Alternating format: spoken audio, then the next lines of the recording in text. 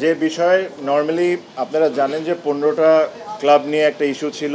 আমি ওই 15টা ক্লাবের একটা ক্লাব আমি ভাইস প্রেসিডেন্ট ওই ক্লাবের। সো আমি ওই দিক থেকে এসেছিলাম। বাট আমি যখন কথা বলেছি আমি ওনাদেরকে স্পষ্টভাবে একটা জিনিস বলেছি যে দেখেন, এখানে 15টা ক্লাবের চেয়ে বড় বিষয় হলো আপনারা যে সিদ্ধান্তটা নিতে যাচ্ছেন, আপনার 300টা ক্রিকেটারের কথা মাথায় রাখতে হবে।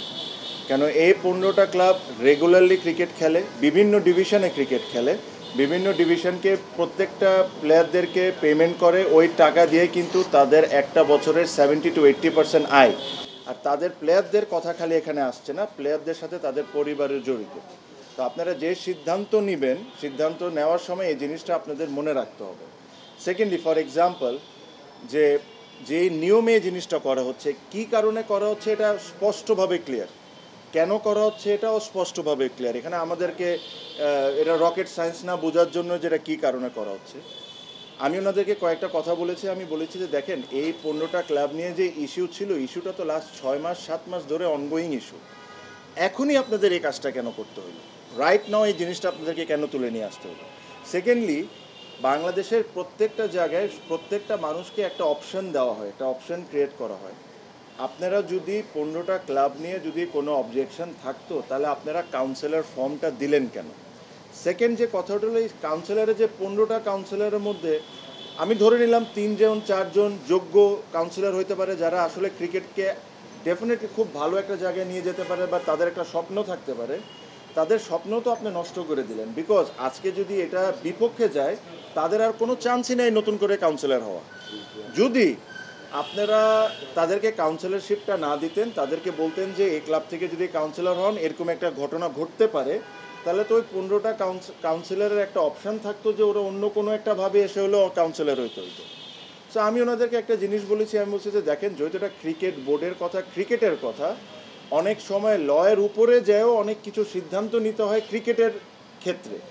আর যেহেতু এখানে 300টা ক্রিকেটারের পরিবার জড়িত, আপনারা জিনিসটা খুব বুঝে শুনে যেটা রাইট ওইভাবে করেই কথাটা বলবেন। কোন ক্রিকেট ক্লাবের অ্যাড্রেস কোন জায়গায়, এটার চেয়ে ইম্পর্টেন্ট হওয়া যে এই ক্রিকেট ক্লাব কি কালকে জন্ম নিছে, কালকে জন্ম নিয়ে কাউন্সিলর হয়ে কি আমরা এই কাজটা করতে আসছি না। এই ক্রিকেট ক্লাবের প্রত্যেকটা ক্রিকেট ক্লাবের একটা হিস্ট্রি আছে, পেমেন্ট রেকর্ড আছে, যে প্রত্যেকটা ক্লাব পেমেন্ট করেছে ক্রিকেটারদেরকে। সো এইসব জিনিস আপনারা করবেন। দেখেন, একটা স্পষ্ট কথা যে এই জিনিসগুলো কেন করা হচ্ছে এটা আপনাদেরকে কাউকে আমার বলার দরকার নেই। সিম্পল একটা কথা, এই জিনিসটাকে ইলেকশনকে একটা সাইডকে উইক করার জন্য করা হচ্ছে, এটা সবাই জানে। হ্যাঁ, আমার কথা হলো যে আমাদের এত খারাপ সময় এসে গেল যে জিতার জন্য বা নিজের ইচ্ছা পূরণ করার জন্য আপনারা 300টা ক্রিকেটারের লাইফের সাথে আপনারা খেলা শুরু করলেন। আপনারা চিন্তা করে দেখেন, আমি যা বলছি কোনো যুক্তি ছাড়া কি কোনো কথা বলছি কিনা। ইলেকশন করবেন, ইলেকশনে জিতবেন, ফেয়ার ইলেকশন হবে, যে আসবে যার কাছে ভোট বেশি পড়বে সে জিতে নিয়ে চলে যাবে। বাট এটার জন্য আমি তো, আমার বয়স তো খুব বেশি না, বাট শুনি আর এই প্রসেসের সাথে যখন আসি, ওনাদের বয়স 60-65 হইতে পারে, ওনারা যে জিনিসটা আমাকে বলেন যে ক্রিকেট বোর্ডের ইতিহাসে কোনো দিন এত নোংরামি আমরা কোনো সময় দেখিনি। একটা জিনিস আবারও বলে দিই, যে জিনিসটা আপনারা করে যাচ্ছেন, করতেছেন, এটা কিন্তু একটা হিস্ট্রি হয়ে যাবে। এই জিনিসটা কিন্তু একটা রেকর্ডেড রয়ে যাবে, পরবর্তীতেও কিন্তু এই জিনিসগুলোই ফলো করা হবে। সো আমার হাম্বল রিকোয়েস্ট যে এই জিনিসগুলো আপনারা করেন না, অনেস্ট ওয়েতে ইলেকশনটা করেন, ফেয়ার ওয়েতে ইলেকশন করেন, ইলেকশন করে আগে যান। আরেকটা এক্সাম্পল দিলাম, কালকের বিষয়, আমার বিষয়টা আপনারা জেনেছেন, যে আমার নামে কমপ্লেন করছে সেই বিভিন্ন জায়গায় বলে যাচ্ছে আমি করি নাই, আমি সাইন করি নাই। এটা অ্যাকচুয়ালি কে লিখেছে এটা আমিও জানি কে লিখেছে। আমাকে এসব বলার আগে কিন্তু বলে দেওয়া হচ্ছে যে এরকম করা হবে তোমার এগেনস্টে। ঠিক আছে, সো আমার কথা হইলো যে জিনিসটা আমার বিপক্ষে ওনারা এলিগেশন আনার চেষ্টা করছেন, ওনারা একটা জিনিস ভুলে যাচ্ছেন। এখানে কিন্তু দুইটা কথা উল্লেখ করা আছে, অর্গানাইজার বা সাবেক ক্রিকেটার। আমি যে অর্গানাইজার না এটা কেউ প্রমাণ করতে পারবেন? 3টা টিম ওন করি, 2টা টিমের কমিটিতে আছি, গেল এক। সেকেন্ড কথা হলো সাবেক ক্রিকেটার। প্লিজ আপনারা গঠনতন্ত্রটা বের করে দেখেন, সাবেক ক্রিকেটার লেখা আছে, বাট সাবেক ক্রিকেটারের কি কোনো ব্যাখ্যা দেওয়া আছে কিনা, যে আমার অফিসিয়ালি রিটায়ারমেন্ট ঘোষণা করতে হবে। যদি এই কেসই হয়, বিসিবি যে 15 জনের তালিকা দিয়েছেন, মোহাম্মদ আশরাফুল তো রিসেন্টলি ইংল্যান্ডে ক্রিকেট খেলে এসেছেন। আমিনুল ইসলাম বুলবুল ভাই আমাদের প্রেসিডেন্ট, উনিও অফিসিয়ালি কোনো জায়গায় রিটায়ারমেন্ট ঘোষণা করেন নাই। If you want to catch me in that way then they also get count, ঠিক আছে। সেকেন্ডলি যে বিষয়টা হলো, আমি ক্রিকেট রিসেন্ট টাইমে খেলেছি, অবশ্যই সত্যি কথাটা 5 মাস আগে। আমি যদি কালকেও ঘোষণা দিই, আজকেও ঘোষণা দিই, কালকে যদি আপনি আমাকে প্রশ্ন করেন, আমাকে প্রশ্ন করতে হবে সাবেক ক্রিকেটার হিসাবে। আমি যে লাস্ট 5 মাসে একটা ম্যাচও খেলি নাই, আমি যদি নিজের মনের মধ্যেই চিন্তা করে রাখি যে আমি আর ক্রিকেট খেলবো না, তা আমি তো সাবেক হয়েই গেলাম।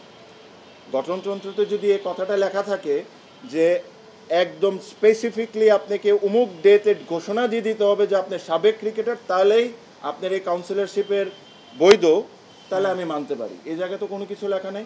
ধরলাম সাবেক ক্রিকেটারকে বাদই দিলেন, অর্গানাইজার যে আমি না, এটা আপনি কেমনে করে প্রমাণ করবেন? আমি গুলশান ক্লাবের কমিটিতে আছি, ওল্ড ডিএচএস এর কমিটিতে আছি। ওই চিঠিতে উল্লেখ করা লেখা যে আমি ওল্ড ডিএচএস এর সাথে আমার কোনো সম্পর্ক নাই। প্লিজ উপরে যান, যে ওল্ড ডিএচএস এর কমিটিটা খুঁজে বের করে দেখেন ওল্ড ডিএচএস আমি আসি কি নাই। এই মুহূর্তে চিটাগাংয়ে একটা খেলা T20 ফ্র্যাঞ্চাইজ চলছে, যেখানে আমি টিম ওন করি। শতদল ক্লাবের সাথে আমি 4-5 বছর ধরে জড়িত। আমার এটা লজ্জা লাগতেছে যে আজকে আমার এই জায়গায় এসে এই জিনিসগুলো এক্সপ্লেন করতে হচ্ছে।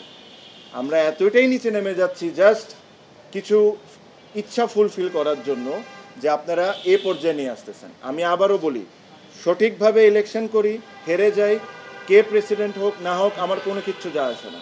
বাট এই নোংরামি করেন না জাস্ট ইগো বা জিতার জন্য।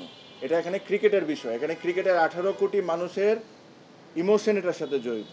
সো এই নোংরামিগুলা করেন না। আমি আবারও বললাম, ভেরি হাম্বলি একটা রিকোয়েস্ট করছি যে নোংরামিগুলা করেন না। ক্রিকেটকে ক্রিকেটের মতো থাকতে দেন, ক্রিকেটের নির্বাচনকে ক্রিকেটের নির্বাচনের মতো থাকতে দেন। এর চেয়ে বেশি আমার আর কোনো কিছু বলার নেই।